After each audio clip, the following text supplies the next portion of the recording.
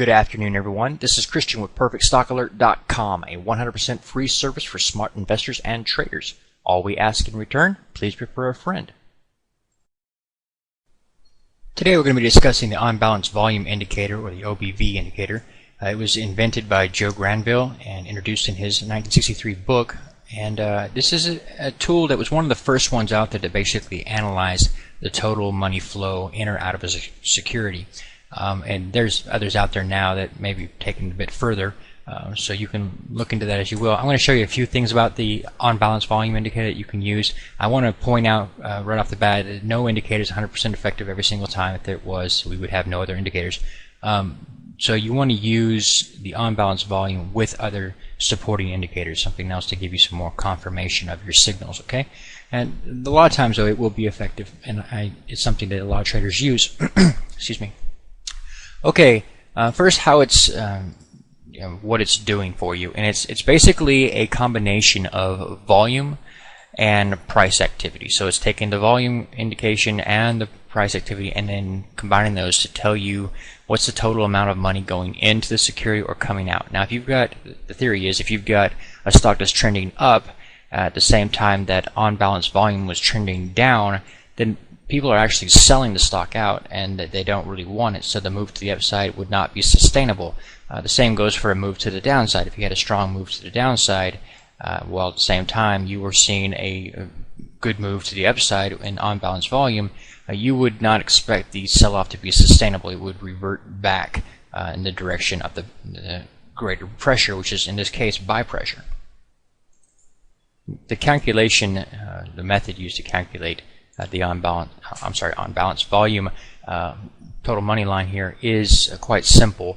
You would look at the period here and look at the close compared to the previous period's close.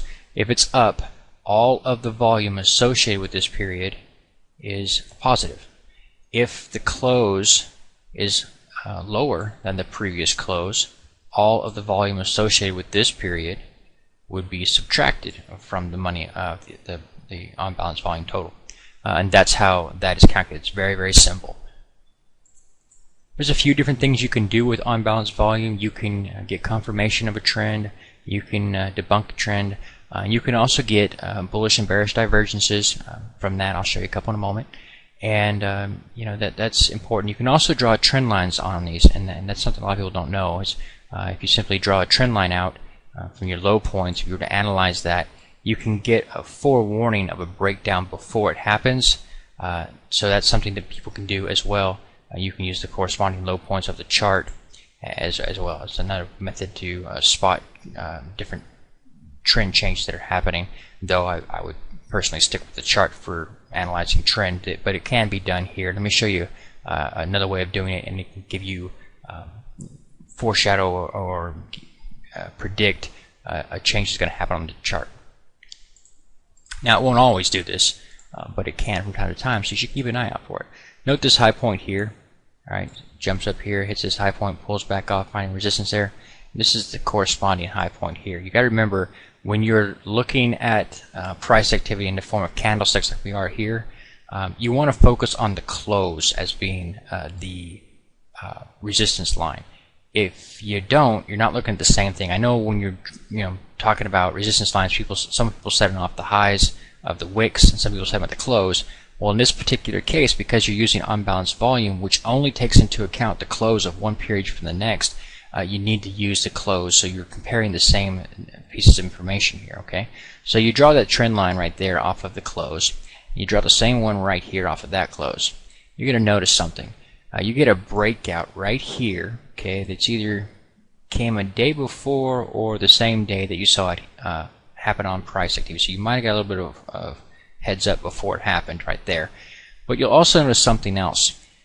This following day you had a sell-off back down below that resistance line, okay, that you had already broken out of. You sold off back down below it. But notice what happens here on the sell-off on the unbalanced volume. It does not fall back below it.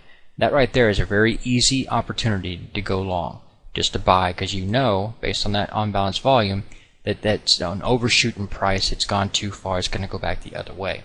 It happened again here as well, okay? So whenever you see something like that, you can take advantage of that and know that. One more example before we wrap this video up. Here you've got a low point, right? We're looking at the close again of the lowest close, as we're looking at down here, corresponding low point. Okay, and is that the right one? 1, 2. Yeah, that's the right one. Okay, so the corresponding low point is right here.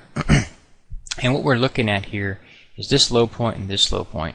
And then we come over here to this low point right here and this low point right here. Okay, these correspond as well.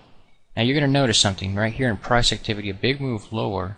However, on the on-balance volume, you have a slight trend up actually, ever so slightly. That's a bullish divergence, and it's telling you that again it has overshot to the downside, and you should be looking for a buy opportunity.